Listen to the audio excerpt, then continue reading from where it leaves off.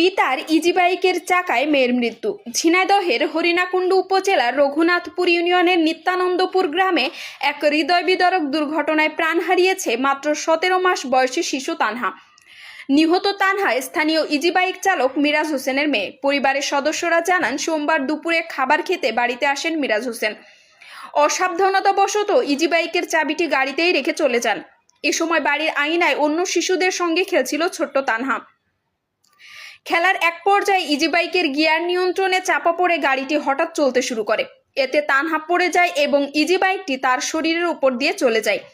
গুরুতর আহত অবস্থায় স্বজনরা দ্রুত তাকে ঝিনাইদহ সদর হাসপাতালে নিয়ে গেলে কর্তব্যরত চিকিৎসক তাকে মৃত ঘোষণা করেন।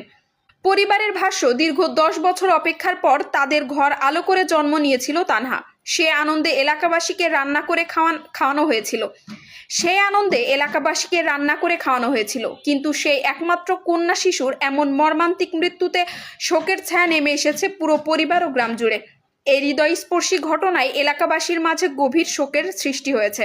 আমি যে শিশুটা মারা গেছে ওনার চাচা হয়, ঠিক আছে। তো মারা গেছে ওই শিশুর আব্বু ভাত খাওয়া দাওয়া করছিল।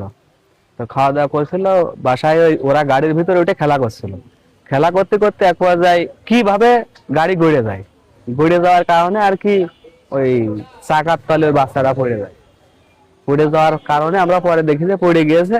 ওই অবস্থায় তুলে নিয়ে এই হাসপাতালে আসলাম। আর কি আসার পরে ডাক্তাররা বললো মারা গেছে, এটুকুই। একটা বিষয় বলছিল যে মিরাজ হোসেনের দীর্ঘ 10 বছরের পরে বাচ্চা হয়েছে। জি জি জি, দীর্ঘ 10-11 বছর পরে একটা বাচ্চা হয়েছিল। তানহা বয়স কত? 17 মাস।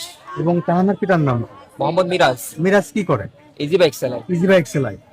আমরা যতটুকু জানছি যে ইজি বাইকে চাবি দেওয়া ছিল, আর একটা বাচ্চা এটা চাবি দিয়ে স্টার্ট দিছে, আর একটা বাচ্চা না, জানে ওই বাচ্চাই নিজেই নাকি চাবি দিয়েছে, আর যেই মনে করেন গাড়ি নেচে উঠেছে ওই বাচ্চা পড়ে গিয়েছে, আর গাড়ি রানিং হয়ে গিয়েছে চাবি দেওয়ার পরে মনে করেন চাকা উঠে গিয়েছে ওর গাড়ি। আচ্ছা, মানে চাবিতে গাড়ি অটো রানিং হয়ে গেছে, রানিং হওয়ার পরে বাচ্চা পড়ে গিয়েছে, যাওয়ার পরে তখন চাকা নিচে পড়ে গেছে।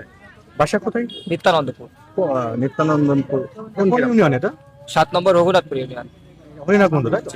হরিণাকুণ্ড রঘুনাথপুরের নিত্যানন্দপুর গ্রাম। পিতার নাম কি বললেন? মোহাম্মদ মিরাজ। এটা কি হয়েছিল কি বলবেন?